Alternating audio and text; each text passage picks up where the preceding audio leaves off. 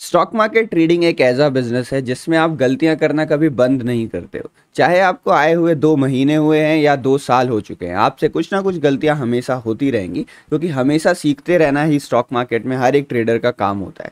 तो लर्निंग और गलतियां तो कभी नहीं रुकेंगी, लेकिन धीरे धीरे करके हमारी गलतियां कम होते जाती हैं और जो सबसे कॉमन मिस्टेक्स हम करते हैं वो हम करना बंद कर देते हैं और तभी हम प्रॉफिटेबल हो जाते हैं। तो इस वीडियो में मैं कुछ कॉमन मिस्टेक्स डिस्कस करने वाला हूं जो जनरली सारे ट्रेडर्स आपको करते हुए दिखाई देंगे। और अगर आप भी इन मिस्टेक्स को करते हैं तो आज से ही, इस वीडियो के बाद से ही आपको इन मिस्टेक्स को हटा देना है।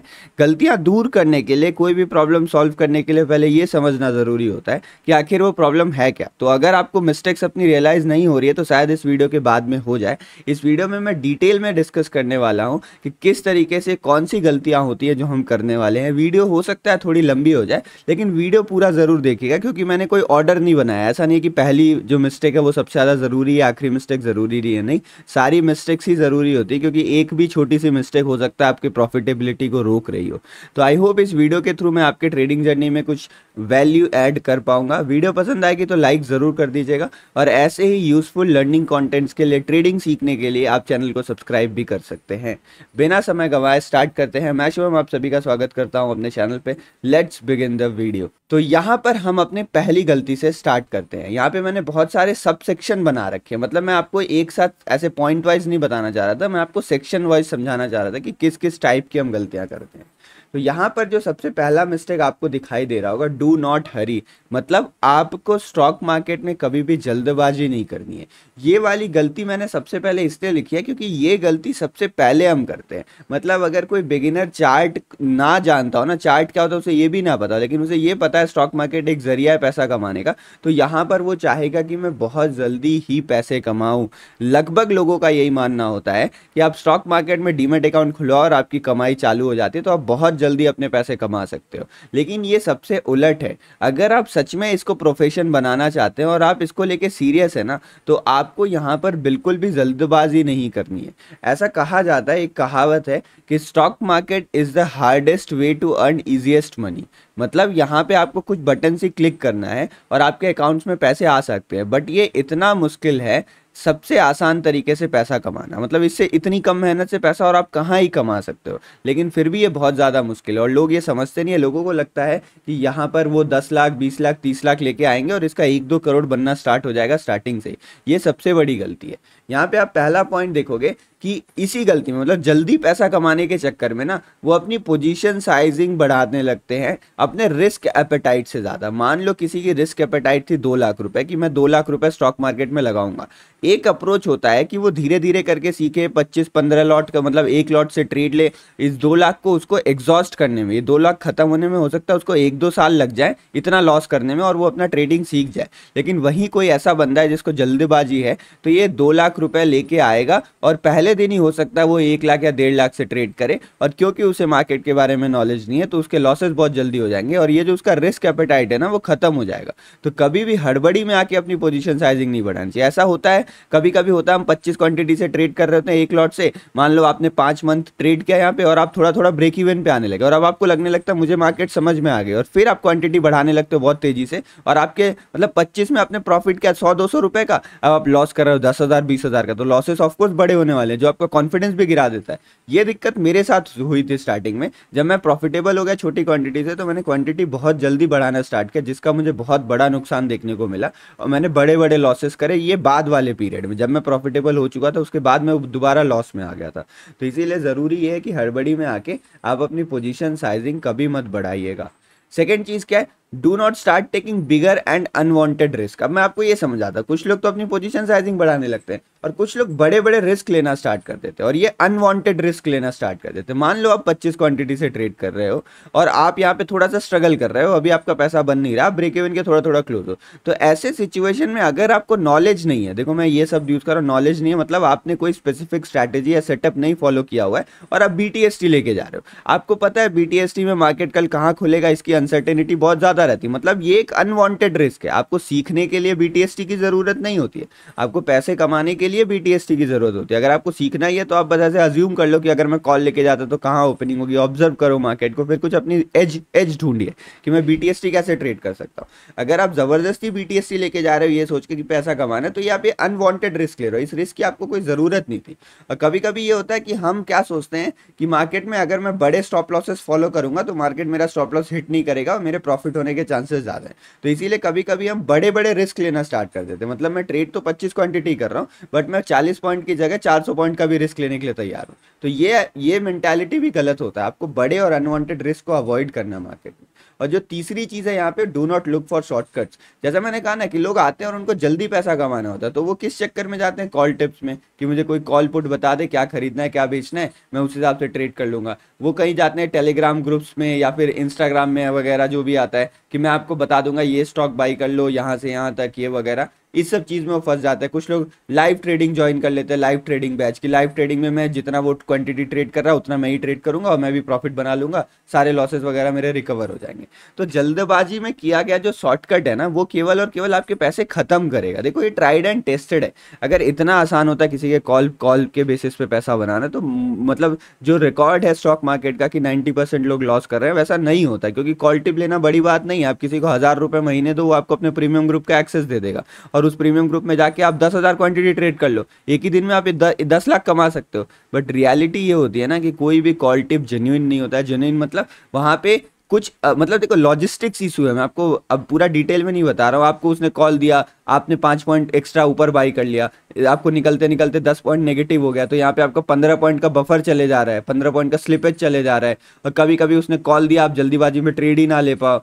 तो इस तरीके से बहुत सारे लॉजिस्टिक्स इशू रहते हैं जिससे आप टू कॉपी नहीं कर सकते किसी का भी। तो इसीलिए ये कॉल टिप वाले में जो होता है उसमें सक्सेसफुल होना बहुत मुश्किल होता है। तो ये था हमारा सेक्शन नंबर 1 कि कभी भी जल्दबाजी करने की कोशिश मत करेगा, डू नॉट हरी। इस चीज का आपको ध्यान रखना है। अब चलिए फाइनली डिस्कशन करते हैं कि हमारा नेक्स्ट सेक्शन क्या है। ये आपको क्लियर हो गया? अगर ये सेक्शन पसंद में आए तो लाइक जरूर कर दीजिएगा और अगर आपको लग रही है वीडियो यूजफुल है ना तो शेयर जरूर कर दीजिए अपने दोस्तों के साथ। अब जो मेरा सेकंड सेक्शन है, मतलब सेकंड सेट ऑफ दिक्कत है, वो है do not hop hop. Hop hop मतलब जब भी हम मार्केट में नए आते हैं ना, तो हमें ये एग्जैक्टली आइडिया नहीं रहता मार्केट में क्या चीजें काम करती हैं और क्या चीजें काम नहीं करती है। पहली चीज है। दूसरी चीज, हम ये एक्सेप्ट नहीं करना चाहते हैं कि मार्केट में कोई भी ऐसी चीज नहीं है जो 100% काम करे। मतलब अगर आप यहाँ ट्रेड करने आ रहे हो तो आपको प्रोबेबिलिटी के हिसाब से ट्रेड करना है, जिसमें आपके विंस भी होंगे और लॉसेस भी होंगे। लेकिन स्टार्टिंग में बिगिनर या फिर कह लो कुछ कुछ एडवांस ट्रेडर भी एक्सेप्ट नहीं करना चाहते हैं और वो 3 साल 4 साल 5 साल मार्केट में वक्त तो गुजार रहे हैं, लेकिन वो गलती ये कर रहे हैं कि 5 साल में उन्होंने 50 चीजें कर रखी हैं। तो उन्होंने कोई भी एक चीज अगर वो 5 साल तक करते तो शायद उनको सफलता बहुत पहले मिल चुकी होती, लेकिन वो 50 काम करने की कोशिश कर रहे हैं जिस कारण से उन्हें सफलता नहीं मिल पा रही है। तो कभी भी हमें जंप नहीं करना है। आपने रैबिट को देखा है ना, वो इधर से उधर जंप करते रहता है, तो ये काम हमें नहीं करना है। मार्केट में पहले से ही बहुत ज्यादा केओस है, सारी चीजें उथल पुथल हो रखी है और इसमें अगर आप एक स्ट्रीमलाइन चीज नहीं ढूंढोगे ना, मतलब आप क्या काम कर रहे हो, आपके एक्शंस अगर डिफाइंड नहीं होंगे तो आपको जल्दी पैसा बनाने में मुश्किल होगी और आप ऐसे ही भटकते रहोगे। आपको लगेगा कि मैं मार्केट में 5 साल से हूं, बट आप हो 5 साल से नहीं, आप हो 5 महीने से, आप हो 5 दिन से, क्योंकि 5 दिन पहले आप कुछ और करते थे और आज 5 दिन बाद आप कुछ और कर रहे हो, तो उसका कोई फायदा नहीं होने वाला है। तभी यहाँ पे मैंने लिखा है do not keep changing setups. अगर आपको कोई एक सेटअप वगैरह मिल गया है, मान लो आपने 5 EMA पे ट्रेड करना स्टार्ट किया, तो अगर आप 5 EMA स्ट्रैटेजी पे ट्रेड करो, या जैसे हमारी स्ट्रैटेजी कंसोलिडेशन बॉक्स, इस पे अगर ट्रेड करो तो इसमें पहली बात आप कम से कम 100 ट्रेड 200 ट्रेड्स लेके देखिए कि ये काम करता है नहीं। आप पेपर ट्रेड भी कर सकते हो और अगर एक बार काम करना स्टार्ट कर देना तो कई बार मार्केट स्ट्रक्चर ऐसा आएगा जब कंसोलिडेशन बॉक्स से पैसा नहीं बनेगा। तो ये हर सेटअप के साथ होता है, तो उस समय इसको छोड़िए मत, क्योंकि आपने इसमें मेहनत कर रखी है। तो किसी एक सेटअप पे मेहनत करें, उसको पकड़ के रखिए। और ये दूसरा तरीका मेथड्स ऑफ ट्रेडिंग, मतलब जरूरी नहीं है कोई वेल डिफाइंड सेटअप ही हो। कई बार होता है कि हम कुछ मेथड फॉलो करते हैं, जैसे मैं ट्रेंड फॉलोइंग मेथड फॉलो कर रहा हूँ या फिर मैं ट्रैप ट्रेडिंग फॉलो कर रहा हूँ, एसएल हंटिंग फॉलो कर रहा हूँ, तो उसको भी बदलने की जरूरत नहीं है। तो ये था हमारा यहाँ पर पॉइंट नंबर 1। उसके बाद था do not hop between different instruments. कई बार ऐसा होता है कि हम अपने इंस्ट्रूमेंट्स मतलब बहुत फ्रीक्वेंटली चेंज करते रहते हैं कि मैं स्टॉक में ट्रेड कर रहा था, स्टॉक में 2-3 दिन लॉस हो गया, मैंने बैंक निफ्टी में ऑप्शन ट्रेडिंग स्टार्ट कर दी, बैंक निफ्टी में लॉस हुआ, मैं निफ्टी में चला गया, निफ्टी में लॉस हुआ, मैं क्रिप्टो में चला गया, क्रिप्टो में लॉस हुआ, मैं फॉरेक्स देखने लगा, फिर मैं बाइनरी देखने लगा। तो ऐसे अगर आप इंस्ट्रूमेंट बदलोगे ना तो दिक्कत पता है क्या होती है, अगर आप मतलब एकदम प्रॉफिटेबल बनने के लिए, अपनी एक्यूरेसी बढ़ाने के लिए, जिस इंस्ट्रूमेंट में आप ट्रेड कर रहे हैं, फॉर एग्जांपल अगर हम बैंक निफ्टी ट्रेड करें तो इसका कैरेक्टर समझना जरूरी होता है, और हर एक इंस्ट्रूमेंट का कैरेक्टर थोड़ा थोड़ा अलग होता है। जैसे बैंक निफ्टी का कैरेक्टर निफ्टी से थोड़ा अलग है, तो ये जो थोड़े थोड़े डिफरेंसेस होते हैं ना कैरेक्टर्स में, ये आपको थोड़ा सा एडजस्ट करने में मुश्किल लाते हैं। तो अगर आप बैंक निफ्टी में लॉस हुआ, आप यहाँ पे क्रिप्टो में चले गए, तो क्रिप्टो में जब तक आप एडजस्ट करोगे तब तक वहां भी आपके लॉसेस ही होंगे। तो अगर यहाँ भी आप लॉसेस नहीं झेल पाओगे और चेंज कर दोगे, तो आप ऐसे गोल चक्कर में घूमते रहोगे। तो इसीलिए जरूरी है कि इंस्ट्रूमेंट भी ना बदलना, कुछ सेट ऑफ इंस्ट्रूमेंट सिलेक्ट कर लीजिए, जैसे निफ्टी, बैंक निफ्टी, फिर निफ्टी, इन तीनों में मैं ट्रेड करूंगा। और इन तीनों में डिफरेंस ज्यादा नहीं है, पर फिर भी थोड़ा थोड़ा डिफरेंस है, तो इनको एडजस्ट करिए, थोड़ा टाइम लगेगा, और फिर इन्हीं तीनों में ट्रेड करिए, ज्यादा बदलाव करने की कोशिश मत करिए। और जो हमारा यहाँ पर थर्ड पॉइंट है, do not keep changing between different types of trading. Types of trading मतलब कई बार होता है कि हम स्कैल्पिंग करने लगते हैं, कई बार होता है मोमेंटम ट्रेडिंग करते हैं, कई बार होता है हम स्विंग ट्रेडिंग में चले जाते हैं, और फिर स्विंग ट्रेडिंग में अगर पैसा नहीं बन रहा तो फिर से हमने चेंज कर लिया। तो ये मेथड्स बदलने की भी ज़रूरत नहीं है। मतलब मैं कह रहा हूँ कि कंसिस्टेंसी ले आइए। अगर आप जितना ज़्यादा चेंजेस करोगे उतना ज़्यादा एडजस्ट करना आपके लिए मुश्किल हो जाएगा, और रिजल्ट्स आपको जल्दी देखने को नहीं मिलेंगे। तो ये था हमारा सेक्शन नंबर 2। आई होप इस सेक्शन से भी आपको बहुत कुछ सीखने को मिला होगा। और अब है हमारा सेक्शन नंबर 3। इसमें मैं आपको ये बताना चाहता हूँ, देखो इसमें मैं बहुत सारे पार्ट्स आगे बना सकता हूँ क्योंकि बहुत सारी चीज़ लिखनी थी, बट ये वीडियो बहुत ज़्यादा लंबी हो जाती है, इसलिए मैंने ज़्यादा चीज़ें इसमें डिस्कस नहीं करी है। अभी नीचे और भी सेक्शन है, तो अभी मत छोड़ के जाएगा वीडियो, पूरा वीडियो जरूर देखिएगा। जो हमारा थर्ड सेक्शन है, वो बिगिनर्स बहुत ज़्यादा गलती करते हैं कि डू नॉट पुट एवरीथिंग। मतलब वो आते हैं, उन्हें लगता है यहाँ पे पैसा कमाया जा सकता है, तो वो अपना सब कुछ यहाँ पे लगाने के लिए तैयार रहते हैं। यहाँ पे पहला पॉइंट मैंने क्लियरली लिखा है, do not risk all your savings, keep backup for you and your family. मतलब मान लो अगर आपने 10 लाख रुपए सेव कर रखे हैं, तो स्टॉक मार्केट में केवल आप 1 से 1.5 लाख रुपए लगा सकते हो, क्योंकि बाकी रुपयों की आपकी ज़रूरत है। अगर आप मान लो कि कोई, मतलब ये एक बिजनेस है, और बिजनेस में सक्सेसफुल होने की प्रोबेबिलिटी अगर आप देखो बहुत कम रहती है, और खासकर इसमें तो आपको प्रोबेबिलिटी पता है कि 90% प्रोबेबिलिटी आप फेल होने वाले हो। तो अगर ऐसे जगह आप काम कर रहे हो जहाँ आपकी प्रोबेबिलिटी इतनी अगेंस्ट है, तो क्या ज़रूरत है आपको वहाँ पे सारे पैसे लगाने की अपनी। अगर आप 10 में से 10 लाख लगा दो, फिर आप क्या करोगे। तो कभी भी स्टॉक मार्केट में आप आते हो और आप ये सोच रहे हो मुझे इसमें कितने पैसे लगाने हैं, मेरा रिस्क एपेटाइट कितना होना चाहिए, तो आप ये सोचो कि आपके पास सेविंग्स कितनी पड़ी है, आपको कितनी की जरूरत पड़ सकती है। देखो ऐसा माना जाता है कि 2 साल का आप अपने पास बैकअप बचा के रखो, तो बाकी बचे पैसे आप लगा सकते हो, बट मैं ये नहीं मानता। मान लो आप फेल हो जाते हो और आप 2 साल का बैकअप बचा के रखते हो, आपने सारा जॉब वगैरह छोड़ दिया, ट्रेडिंग में आ गए, तो फिर उसके बाद आप क्या करोगे। तो इसीलिए जरूरी है कि लगभग 10%, जितना भी आपका सेविंग है 5 to 10% ही उसका आप स्टॉक मार्केट में लगाने के बारे में सोचिए, उससे ज़्यादा नहीं। मतलब जितना लॉस से आपके जो लाइफस्टाइल है ना, आपके और आपकी फैमिली का जो लाइफस्टाइल है उस पर इंपैक्ट ना पड़े, वही एक्स्ट्रा पैसा आप लगा सकते हो। मान लो आपको एक गाड़ी खरीदनी थी, अब गाड़ी एक्स्ट्रा नीड हो सकती है, क्योंकि आप हो सकता है दिल्ली में रहते हो, दिल्ली में पब्लिक ट्रांसपोर्ट बहुत अच्छा है, तो गाड़ी ना खरीदो आप, वो पैसा आप स्टॉक मार्केट में लगा लो, क्योंकि आप इसको लग्जरी के लिए यूज़ करने वाले थे ना। अब आपने मेडिकल इमरजेंसी के लिए पैसा सेव कर रखा है, उसे आप मार्केट में लगा रहे हो, तो वो गलत काम है। इस चीज का आपको ध्यान रखना है यहाँ पे। और देखो यहाँ पे मैंने कहा है ना कि do not keep backup. Backup मतलब वो भी होता है। अच्छा, नेक्स्ट में मैं वही पॉइंट एक्सप्लेन कर रहा हूँ कि try to maintain other sources of income. मतलब कभी भी ऐसा नहीं करना चाहिए कि आपने जॉब छोड़ दी, जॉब छोड़ के आप ट्रेडिंग सीखने आए हो। मतलब अगर आप अभी तक आपने पैसे नहीं बनाए, आपको बस स्टॉक मार्केट में पता चला है और आपने सोचा मैं जॉब छोड़ देता हूँ, फुल टाइम यही करता हूँ, नहीं। पहले आपने जो किया है, आपने पढ़ा है, आपने सीखा है, उसको सीखिए। उसके बाद जो सीखा है उसको वैलिडेट करिए कि मेरा सीखा हुआ चीज़ मेरी लर्निंग्स मार्केट में काम आ रही है नहीं, और फिर उसको प्रूव करिए अपने आप को कि मैं मार्केट से पैसा कमा सकता हूँ। फिर ही आप सोचिए कि मुझे अब अपना जॉब या फिर जो अदर सोर्स ऑफ इनकम है उसको छोड़ देना चाहिए। उससे पहले अदर सोर्स ऑफ इनकम को मेंटेन करके रखिए। थोड़ा मुश्किल होता है, बट आपको मेंटेन करना पड़ेगा, क्योंकि ये मार्केट की नीड है। बिना पैसे के आप इसमें सर्वाइव नहीं कर सकते। मार्केट में सर्वाइव करने के लिए 2 चीज़ चाहिए होती है, पहला है पैसा और दूसरा है टाइम। तो ये जो मनी और टाइम दोनों आपको बाई करके दे सकता है ये जो आपका बैकअप है। अगर आप कोई जॉब करते हो तो आप स्टॉक मार्केट में 3 साल के लिए सोचे थे, आप 4 साल 5 साल भी रुक सकते हो, क्योंकि आपको कहीं से पैसा आ रहा है, वहां से आपका काम चल जाएगा। और आपको पैसे की भी जरूरत है, तो वो पैसा भी जॉब से आते रहेगा। तो जॉब हो, बिजनेस हो, कुछ भी हो, आप छोड़िए मत, स्टॉक मार्केट के साथ साथ उसको भी करते रहिए, ये ज्यादा जरूरी है। थर्ड पॉइंट है exhaust risk appetite slowly with risk management. अब जैसा हमने डिस्कस किया कि आपको सारे पैसे नहीं लगाने, लेकिन अगर मान लो आपने डिसाइड किया कि सब कुछ मिला जुला के मेरे पास 40 लाख की सेविंग्स है, मैं एक काम करता हूँ 2 लाख स्टॉक मार्केट में लगाऊंगा। तो अब ये 2 लाख आपको एक दिन में खत्म नहीं करने हैं, कोई कंपटीशन नहीं चल रहा है कि कौन अपने पहले पैसे पहले उड़ा सकता है। तो कंपटीशन इस चीज़ का रखो कि मैं कैसे प्रॉफिटेबल बन सकता हूँ, उसके लिए आपको सीखना पड़ेगा, और सीखने के लिए आपको अपना टाइम देना पड़ेगा, और टाइम देने के लिए आपको मार्केट में टिकना पड़ेगा। मार्केट में टिकने के लिए आपको पैसे की ज़रूरत पड़ेगी, और वो पैसा केवल 2 लाख है। तो धीरे धीरे करके रिस्क मैनेजमेंट के साथ अपना ये जो पैसा है उसको एग्जॉस्ट करो, मतलब एक ही लॉट में ट्रेड करिए, बड़े रिस्क मत लीजिए, ताकि आप अपनी हर एक गलती से सीखते रहो और आपको एनफ गलती करने का मौका मिले ताकि आप सारी चीज़ें सीख सको।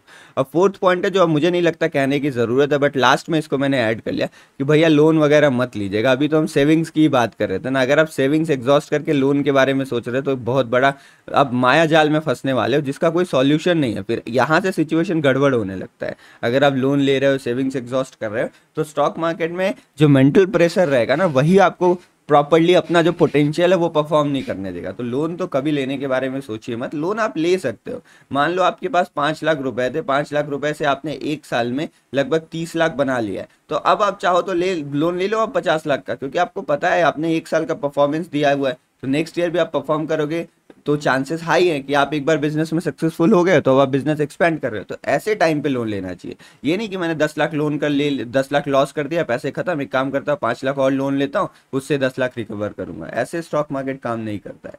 तो आई होप ये तो हमारा थर्ड सबसेट था, वो भी आपको पसंद आया होगा। इस सेक्शन में बहुत ज़रूरी दिक्कतें थी जो हमने डिस्कस करी। अब फाइनली बात करते हैं हम अपने लास्ट सेक्शन के बारे में कि लास्ट में जो हमें मिस्टेक्स हटानी है वो क्या है। देखो अभी भी मैं चाहूँ तो लिस्ट और नीचे तक ले जा सकता हूँ, बट अब नेक्स्ट पार्ट में करेंगे। अगर आपको पसंद आया तो सब्सक्राइब जरूर कर दीजिएगा फॉर द नेक्स्ट पार्ट, और दोस्तों को शेयर कर दिए ताकि उनको भी अपनी ये दिक्कतें पता चले।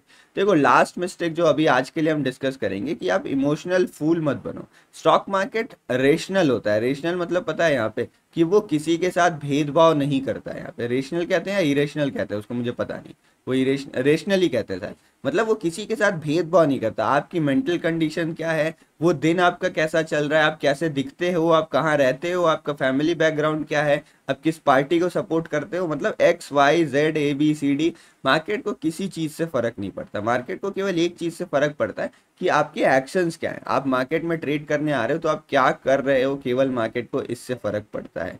तो यहाँ पर आपको अपने इमोशंस को दूर रखना है। अगर आप अपने इमोशंस को लेके आने वाले हो तो एक ऐसी जगह जो कभी भी बख्श नहीं देती है किसी को भी, वहां पर आपको कोई भी सहारा नहीं मिलने वाला है। ऐसा नहीं होगा कि अगर आप गुस्से में हो तो मार्केट आपसे डर जाएगा, या फिर आप बहुत ज्यादा ग्रीडी हो तो मार्केट आपको ज्यादा दे देगा। ये वो हमारे फैमिली मेंबर्स की तरह नहीं है ना कि अगर आपको गुस्सा आ रहा है तो मम्मी पापा भाई चुप हो जाएंगे, अगर आप दुखी हो तो वो आपको मनाने आएंगे। मार्केट ऐसा कुछ भी नहीं करता है। तो यहाँ पर आपको पहली चीज जो ध्यान रखनी है, do not blame markets for your own mistakes. ये बिगिनर्स बहुत ज्यादा करते हैं। अगर आप 1-2 साल मार्केट में गुजार लोगे ना तो ये गलती आप नहीं करोगे, बट बिगिनर्स क्या करते हैं, वो अपने लॉसेस का जो ठीक रहा है वो अपने ऊपर ना लेके मार्केट के ऊपर फोड़ते हैं कि मेरी गलती नहीं थी, मार्केट में ऐसा हो गया इसलिए मेरा लॉस हुआ। बट एक चीज आप समझो, लर्निंग कब होगी? लर्निंग तब होगी जब आपके अंदर ये रियलाइजेशन आएगा कि आप अपने एक्शंस के लिए खुद रिस्पॉन्सिबल हो। तो अपनी गलतियों की रिस्पॉन्सिबिलिटी लीजिए और उस पर काम करिए, रादर देन कि मार्केट को ब्लेम करने को कि मार्केट ने ऐसा कर दिया, मार्केट ने मेरा एसएल हंट कर दिया, मार्केट में स्पाइक आ गई, मेरा एसएल हिट हो गया। ये सारी चीज़ें होती थी, होती हैं और होती रहेंगी। आपको इन्हीं से तो ओवरकम करना है, इन्हीं चीज़ों को तो एडजस्ट करना है। मार्केट में एसएल हंटिंग भी होता है, मार्केट में आपको बड़े मूवमेंट से पहले निकाल भी दिया जाता है, मार्केट आपका पेशेंस भी टेस्ट करता है। तो ये पार्ट ऑफ गेम है। यहाँ पर मार्केट्स को ब्लेम करने की आदत छोड़ दीजिए। और जो थर्ड पॉइंट है, emotional control is everything. Stock market में अभी मैंने कहा ना कि अगर आप अपना इमोशंस लेके आओगे या फिर आप अपना इमोशनल कंट्रोल खो दोगे, देखो हम इमोशन लेस नहीं हो सकते, ये बात मैं नहीं मानता हूँ कि आप इमोशन लेस हो जाओगे। इमोशंस आएंगे, जरूरी है उनको कंट्रोल करना। अगर आप इमोशंस को कंट्रोल कर पा रहे हो तो कोई दिक्कत नहीं है, इमोशंस आने दीजिए। फियर, ग्रीड, सब कुछ पर मतलब आप कितने भी बड़े ट्रेडर बन जाओ, डर आपको लगना ही है। लेकिन बड़े ट्रेडर्स की निशानी होती है कि वो डर को कंट्रोल कर लेते हैं। तो यहाँ पे मैंने कुछ चीजें लिख दी हैं, फियर, ग्रीड, एंगर, यहाँ पे लिख देता हूँ revenge, over confidence, under confidence, doubt etcetera में हजारों चीजें आती हैं। इन सभी को आपको अवॉइड करने की कोशिश करनी है। आप इनको कंट्रोल करने की कोशिश करिए, आप इनको कंप्लीटली रिमूव नहीं कर सकते हो। तो इन चीज़ों का अगर आप ध्यान रखोगे तो आई होप आपको कोई भी दिक्कत का सामना नहीं करना पड़ेगा, और धीरे धीरे जो भी आपका गोल है, आपका ड्रीम है, आप उसको आराम से पालोगे। तो आई होप ये वीडियो आपको मदद करी होगी। अगर वीडियो का पार्ट 2 चाहिए जिसमें मैं और चीज़ें डिस्कस करूँ तो आप नीचे डिस्क्रिप्शन में बता दीजिएगा, सॉरी कमेंट सेक्शन में बता दीजिएगा, लेकिन उसके लिए आपको वीडियो लाइक और चैनल सब्सक्राइब भी करना पड़ेगा। तो आई होप आपको सारी चीज़ें समझ में आ गई होंगी। मिलते हैं नेक्स्ट पार्ट में। धन्यवाद। जय श्री राम।